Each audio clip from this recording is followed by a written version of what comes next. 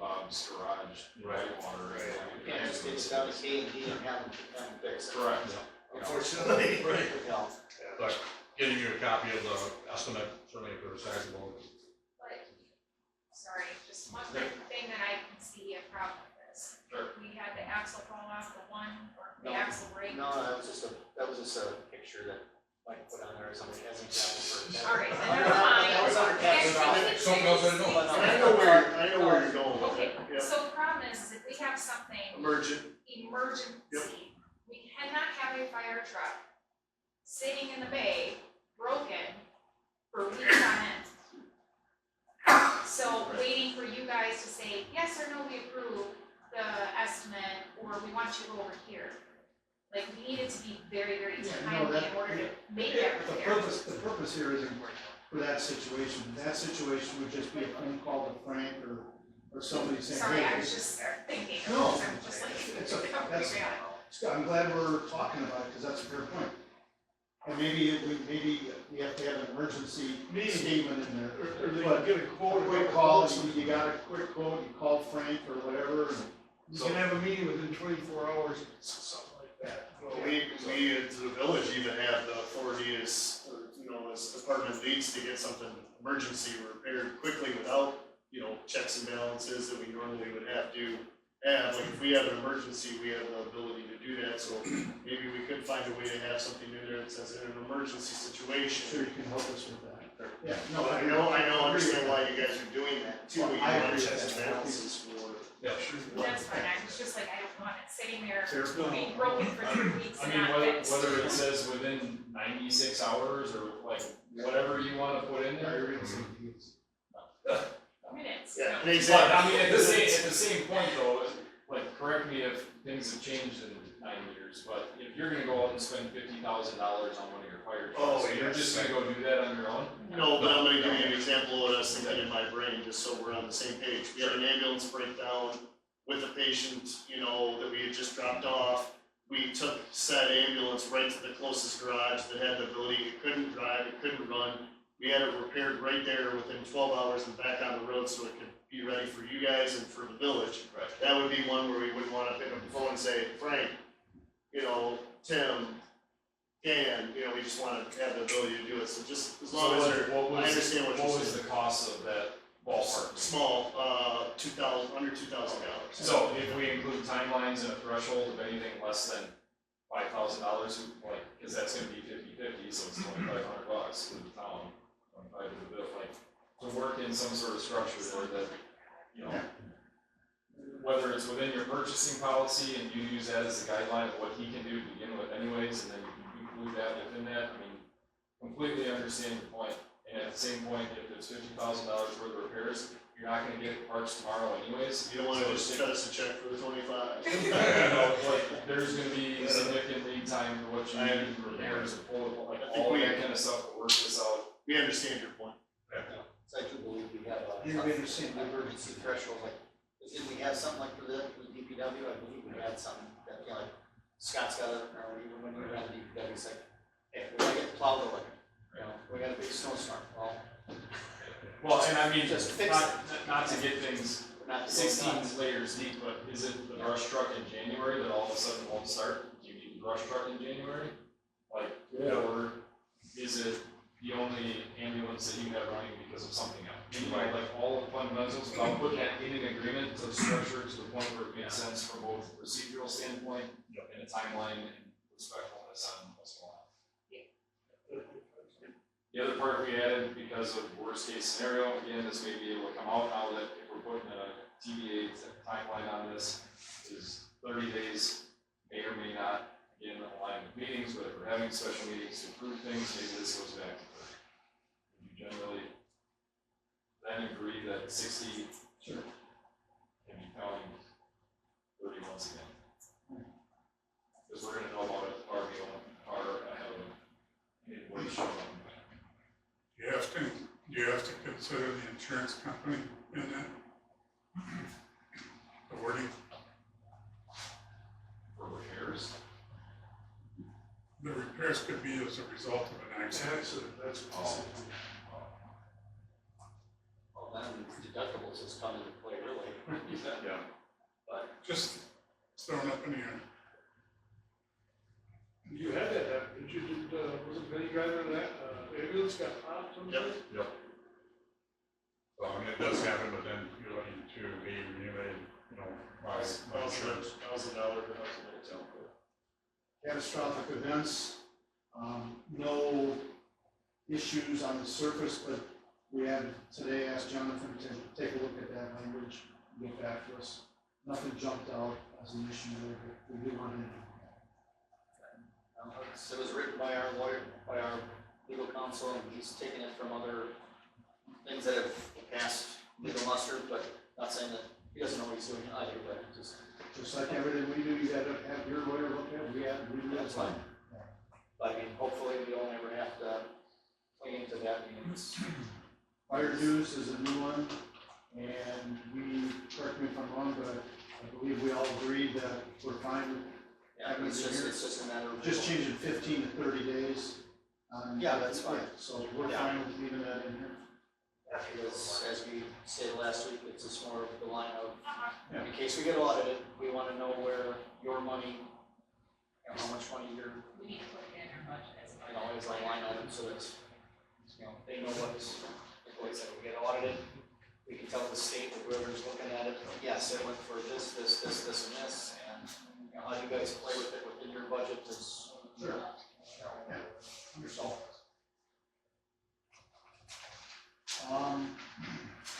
The additional amendments and additional provisions, we believe are word for what the current contract is, so we don't have any questions. The only thing is, and one thing we talked to Jonathan about is, not to go back, but the catastrophic events that part of that reads as a force majeure, which is already in here. So we just want to look at, we're being redundant, we may just suggest alternative, shorter language, if things are redundant.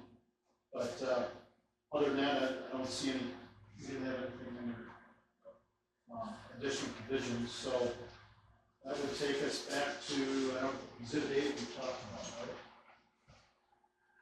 Well, I mean, to the point, yeah, but, no, it's kind of hedged around, is there an anticipated change that the village is planning on weighting these different than 1/3 for the calculation? I just did a quick Well, hang on, math, just to hang on, just one to share. second. Okay. We're on exhibit, are you saying that we're good with exhibit 8, we can go to exhibit 9? Oh, I'm sorry, it doesn't vary. I was on the wrong exhibit. Are we good, we've already talked about this. Yes. Alright, so we talked about exhibit 8, Yeah, exhibit B. percentage, and, Yes. It's within what we had already talked about. and if we're doing 3 subjects, or 3 statistics, then, you know, divide by 3, and when it's all said and done, because then you'll calculate equalized values, calculate volume, population, and then divide by 3. It's something that you still have to go before the board. Well, you still have to go. Yeah. To the budget, but so I don't know what that true number is. Ideally, you know, like we're doing with 3 subjects for these calculations, well, then ideally statistically, fairness wise, yeah, divide by 3, when it's all said and done, then there's your percentage. Well, yeah, mutually, like I said before, it's like, if you wanna add population, if you voted on it, So, you know, like I said before, and that's where we kind of came into that debate last thing where, okay, we have a certain district department that we're helping out, we certainly don't wanna keep helping out districts and keep doing mutual aid all the time, and that's where I believe Paul, Mike, and Dan have said, it's like, well, if we could, that's a decision on their part, where it's like, well, we really wanna help, but we can't. And like Stephanie said the last time, it's like if someone's taking advantage, I think you kind of use that word, but we certainly just gotta say, sorry, we can't do that, and I think. And you won't be the first town that I've been involved with professionally or village that said, we can't continue to do it maybe in the way we've done in the past, and we need to have some limitations or some type of discussion and a written or verbal agreement. So we're not in disagreement with you on this point related to mutual aid. And when mutual aid doesn't become mutual aid anymore, it becomes servicing their community, we have to have a clear defined, and that's just as important in the village, and like we talked about earlier, we finally started having those discussions. I don't know from previous if they were, but I know now we are talking about that. So we suggested that, we floated the idea that if someone wanted, if we kept doing mutual aid, then it would be like, okay, well, then it's gonna be a service fee. They were saying, okay, we can't, if we're continuously do this, we're gonna charge you for it, or time, Right. and so on, so, whatever the, We bill for the ambulance call already, and then if we had to come up with a fee for service, if it, it'd be something that we would sit at the table with you guys about too. But, the big thing is here is we just gotta scratch each other's back within reason, so, because we really need those services more actually in the township than in the village, just because of the water shuttle and the need for water, so, we gotta walk that fine line where we're not supplementing someone else's service, but also that we can get the service for your town and for our village, by not saying no to mutual aid as well, so I think there's that balance, Josh, to your respect. Yeah, so if you got a big event like, the wildfire, well, everybody comes. Right. But if it's like, okay, well, we got some ambulance up to, I'm just gonna just say for shits and giggles, Sullivan, and we're going 2-3 times just to do something, it's like, wait a second, but then all of a sudden you get a call in the town, and we don't have anybody. Right. And I know it's a fine line, and lives and property are on the line, but ultimately, Quite frankly, to be honest with you, we gotta, it's, I guess the way I look at it, maybe it's old fashioned, but I'm gonna use the phrase charity begins at home. Well, we gotta take care of ourselves first, and we don't wanna be taken advantage of by surrounding districts for mutual aid, but if it happens, like I said before, we're a community helping another community, and we hope that if the situation arises that community helps us. We certainly don't wanna have some 15-20 mutual aid calls in the course of the one we've ever gotten that night, but it's just there, so, we certainly don't want to get taken advantage of, but that's just, well, there's a definitive line there now that we're, so Wisconsin, driven by Mavis, the mutual aid box system, we have the ability, and we do this quite often, actually all the agencies do. So if we're not comfortable, we don't want to leave ourselves shy. There's minimums that we need to leave in place locally here, so we don't just, if Beloit wanted a piece of our equipment because we got a big event, and we might be on their response cards, if it leaves us shy either staffing or equipment, we don't go. So we turn that down. So we're talking really on the mutual aid stuff here. If it's going to be something that's going to be repetitive, it's one of our next door neighbors that we call upon normally to help us out because we got 2 back-to-back calls or something more. It would be kind of that type of scenario. It's not going to be something long-term. So again, if we have a situation where they're just not able to put themselves together for whatever reason, then we're going to have to come back to the table with everybody and say, what are we going to do? We've had that recently in Marsh Rd as well. So I feel like you guys have jumped into this whole mutual aid thing 16 layers further than what the fundamentals is. as far as the Mavis side, or just mutual aid in general, locally? Mutual aid in general, and keeping mutual aid calls out of the calculation. Because, correct me if I'm wrong, whether or not you have 6 people or 2 people in the station, and you leave with 6 or 2 people, you call more people in, right? That's what we generally do. Correct. So those staffing costs are included in your budget, correct? Correct. Okay. So staff cost is part of the budget. Budget is part of this big round number we're working from. Right. So the cost within where it goes, whether it's, I'm being dramatic. One year there's 6,000 EMS calls, and 0 fire. And the next year there's 6,000 fire calls and 0 EMS. Like that box is still wages and benefits for those employees to be there. Right. We're not saying don't go to mutual aid calls. At least that wasn't what I was trying to get across. What I was trying to get across is you have a budget that this calculation is based off of, and a number of pukes out at the end that we're responsible for, that you're responsible for. Right. The decision of you going or not going, 100% operational your calls, right? Get that, whether it's 6 to 1 community and you decide not to anymore, or whether it's 1 to every community around you to be the good neighbor, like, that cost is still built into your budget, which we're already debating about paying for. Right. So if you take the run numbers, right, let's just say for super simple example, if there's 120 baseline calls in the town, I'm using numbers, okay, and 200 in the village, the percentage that pukes out the end is that the town was 37.5% of those calls, okay?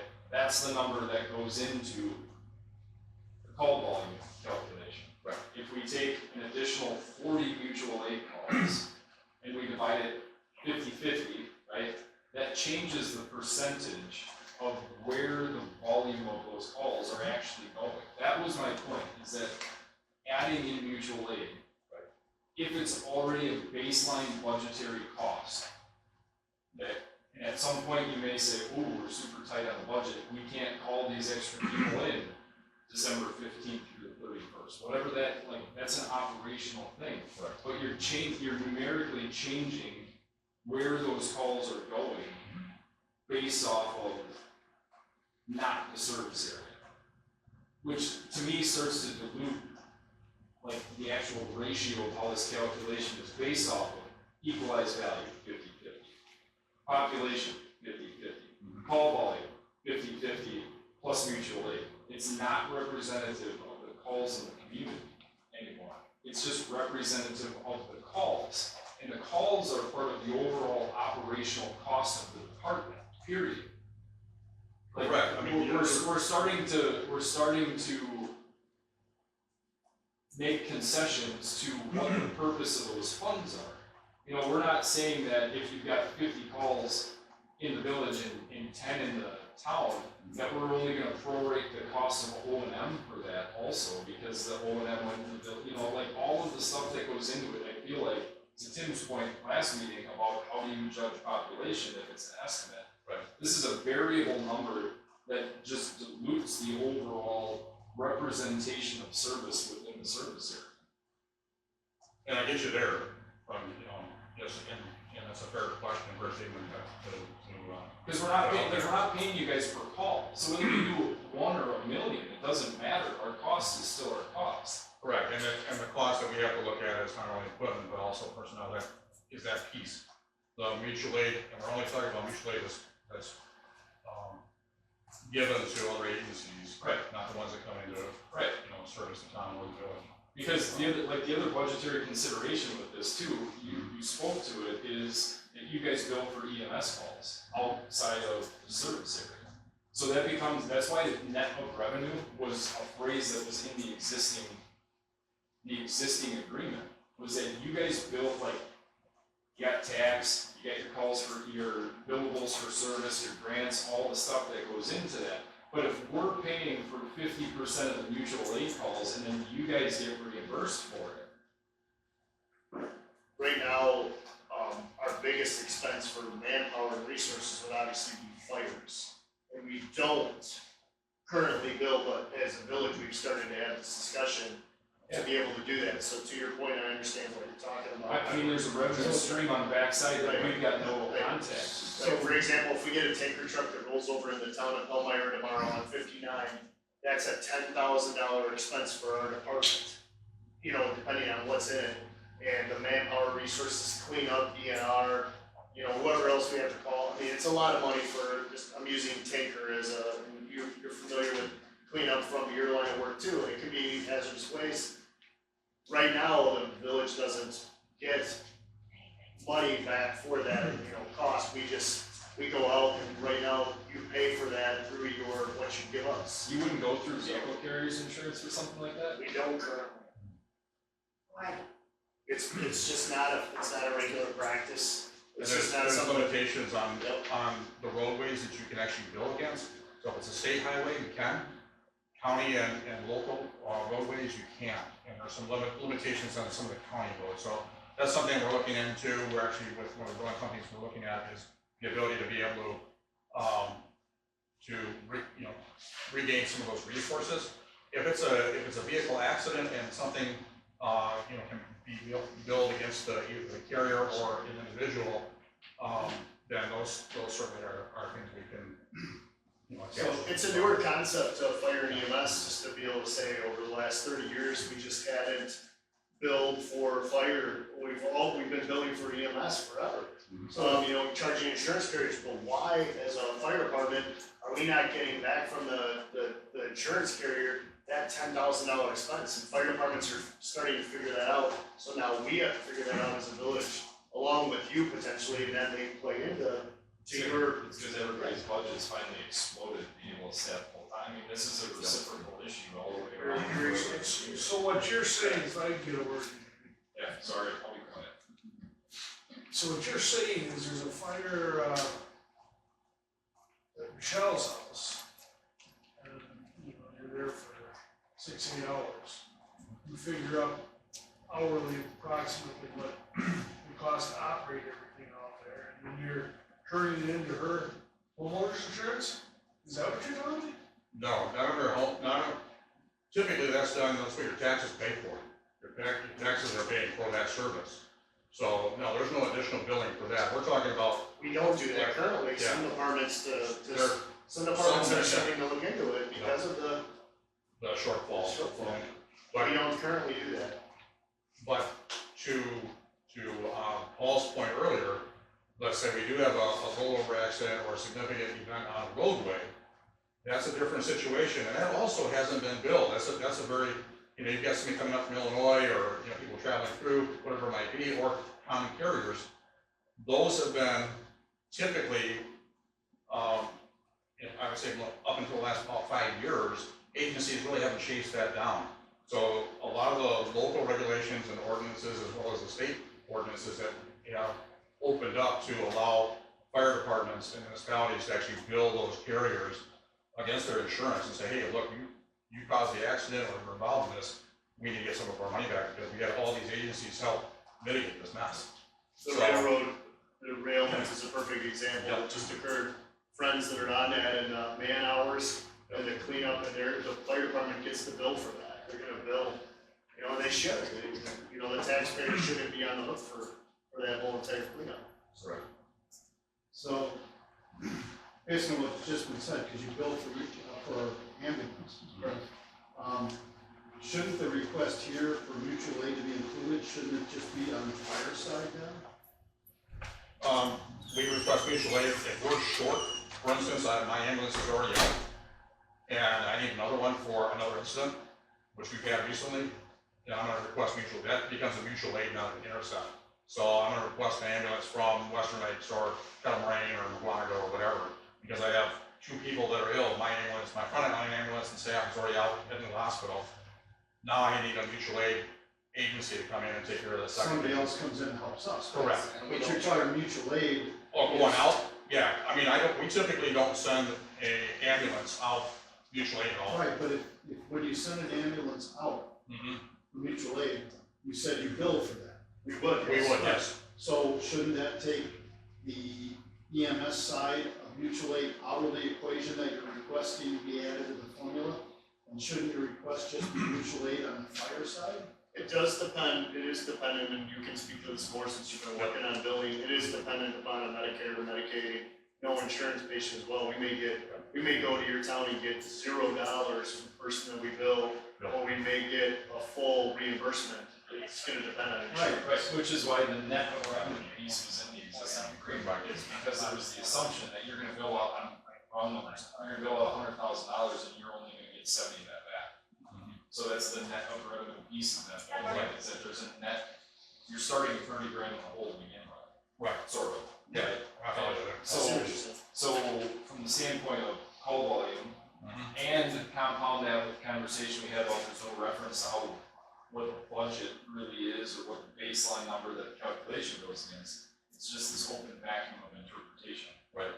So we either need to add more language in my own opinion, that we either need to add more language in that was similar to the existing agreement, or narrow the focus of what this is, because there is a net of revenue piece that the town is never gonna see. Period. There's also, and I get it, you guys have funded a $400,000 deficit in 5 years, or 4 years with this thing too, and I get that, but earlier in the conversations, that those are your decisions as village board members on whether or not that's the level of service you want, or whether you want to pay the cost for, and all those kinds of things, this whole community feel behind all of that.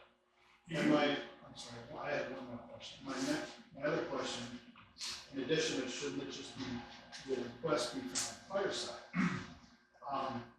Whatever it is, shouldn't it be based on the same split as, call volume? Shouldn't mutual aid be the same split instead of 50-50 to Josh's comment earlier? Shouldn't it be, if there is a split, shouldn't it be the 37.5, hypothetically, what's up here, the 37.5 and the 62.5, shouldn't that, as opposed to 50-50?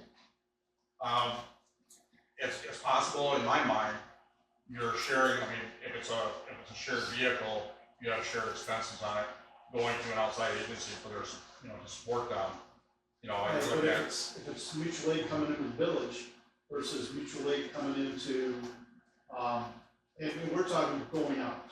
yeah, it only applies to like coming in. I misstated that. Yeah, I follow you. I'm still not entirely grasping the 50-50 versus the split, and that may just be me. But I'm still not grasping that. Okay, I don't think it's just me. good question. Do you feel there's agencies taking, or jurisdictions taking advantage of you? No, not at this point, no. But we gotta make sure, we have to talk about it to make sure as a group and as a board who is our checks and balances for operations, that doesn't occur. So I think it's good to have a transparent discussion as we're having, just tell you that we're having those discussions internally. Because I know you guys, you would want us to report to you if that was happening. We don't have that, and we're trying to make sure as a department that doesn't occur. Because we all, let's face it, if you get a call and, have to run the little prairie because there's a man with a gun, you're gonna do it. Obviously, we're not gonna worry about the Correct. police department, we're not gonna, No, worry about charging for somebody for mutual aid. No, I was just dispatched to Waukesha County and, with a person on a fight, and, I went because Palmyra calls on, Waukesha County and Jefferson to back us up. And we'll probably continue to do that because we don't have the money to have 3 people on at a time. So, to your point, yes. So you are correct, we need to have that mutual aid as long as it doesn't become abusive. Okay, so, personally, I can't even fathom the idea of paying anything for mutual aid. Yeah, I just can't. Is there any other jurisdictions that are doing this? Generally, when you start seeing, the need to have a payment put in, it becomes, as Paul had mentioned, now it becomes a contracted service. And I'll tell you, back 7, 8 years ago, in my first fire department, we started out, we had it was all volunteer, we had no problems getting staff in. Well, things changed over time, and eventually we were relying on our neighbors more often. First it was, we need to cover during the daytime shifts. Then it become, daytime and some nighttime. Then now, we were able to fund it. So you have 2 options. Either the state from the EMS side says, you're no longer a fire department and EMS responding agency. We're shutting you down. That happens frequently in the United States. Or you contract your service, which is what we did. We went to our next door neighbor and who operated very similar to us and said, hey, we just don't have the staff on a regular basis. What can you do? And so they charged us. So they ended up, if it's EMS call, they're getting the EMS revenue. So that's lost revenue to us. We had only a handful of large events that were a fire-related event that there was any kind of billing to. So to be honest with you, on a billing side for fire, it has to be a very, very large event. We're talking, I can think of the one in Watertown, the tire fire that they had 12 years ago or whatever it was. There were agencies from all over the state there, including the ARF unit from the airport, Mitchell Airport, because that was on for like 10 days. And there were fire trucks that got wrecked and fell apart, and so there were a lot of agencies that went out. So there's only so much insurance that the facility had, hey, we're insured for $5 million, well, you had $15 million worth of cost, you know? So that's where that really happens. You don't see it all that often, Frank, to be honest with you. But it's a contingency, kind of where we're looking at it, a catastrophic cost clause there. Something big happens and it's outside the norm, whether it's equipment or a event. Those types of things is where you want to go back and say, we need to get some of our money back because we had staff and equipment that was there, you know. But generally, your tax base takes care of that, you know, so there's no additional bills. So if you respond to my house EMS wise, TV to Ford, wherever, you're gonna bill my insurance bill. Correct. Yep. The standard front line for both, you know, fire and EMS is gonna be your insurance carrier. So it's gotta be, you know, from the fire side, it's gotta be extraordinary. From the EMS side, you're either uninsured or you have very little insurance. You know, then we look at other ways, so Medicare, Medicaid, and then, you know, that's where you see the loss. You know, we're expecting to see $100,000 revenue, we only got 80,000 because that we didn't get those additional dollars. You know, we billed out 1,700 and we only got 250. You saw somebody's fire contract, has to do with, for example, controlled burns. So maybe They you see called the in the sheriff's department and somebody actually called Supervisor Martins like they're supposed to. Yep. Somebody actually did that, but he got out of control. And they were charging like 500 to come out and take care of that. Because he got out of control. But if you don't call it in, it was even a higher figure that, you know, it's out of control, you didn't buy like call the SO or Right. Mr. Martins here, whatever, it's even a higher charge, you could recoup that with the chip. I would think that would be something you could recoup. And I think a lot of that is, you know, town ordinance or village ordinance type of thing. I read somebody's contract, he has that in there. Yeah. And, you know, there's different ways to do it. We wouldn't normally charge that because again, that's something that's there, but yeah, now you've got a situation that you've created that's gotten out of control. Yeah. And now it becomes a, you know, an ordinance violation there. So yeah, there's opportunity to recoup dollars there, but that's not that relevant. So we've got that one on the books for, let's say I'm burning leaves and it gets out of control, I can't, you know, get garden hose on it, they come, they put it out, then I get charged for it. You do in the village? Yes. Mhm. One of those things I looked at when I. Say that, I'm sorry, Tim, say that again. What do you do? Let's say I'm burning leaves at the end of the year, and it gets out of control. And, you know, because usually when I'm burning leaves, I got my garden hose ready in case it gets a little high, which it's done from time to time. But if it gets out of control and they gotta come, I gotta pay for their service. So what do you charge, $500 bucks? You I don't know. I'm not Whatever it even, is. Yeah, I'm not even sure enough when's the last time we've I done don't think something like that, It's been a while. but it's on the books for that specific reason, so More often than not, we give a break, you know, and say, next time, don't do it. I'll do that. Well, we got some regular patrons of the burning in the township here that every day it comes up, you know, from Jefferson County Dispatch, so. This is way off the subject, but on the subject. The big fire that was out off Little Prairie Road? Nope. Was there ever an investigation and? There was, yeah, I actually talked to the DNR investigator and, it wasn't conclusive. They were able to isolate it down to, certainly the area of origin, but they were not able to fully conclude that it was, you know, either arson or, you know, possibly accidental. That time of year, you can, you know, a piece of it, you know, your muffler fall off or, you know, somebody throw a cigarette in the weed. So they did not fully conclude that it was, you know, that it was malicious. so in other words, inconclusive. So nobody ever called, there wasn't somebody burning something No, and they got the county's approval and? it does not appear that way because it was along the tree line.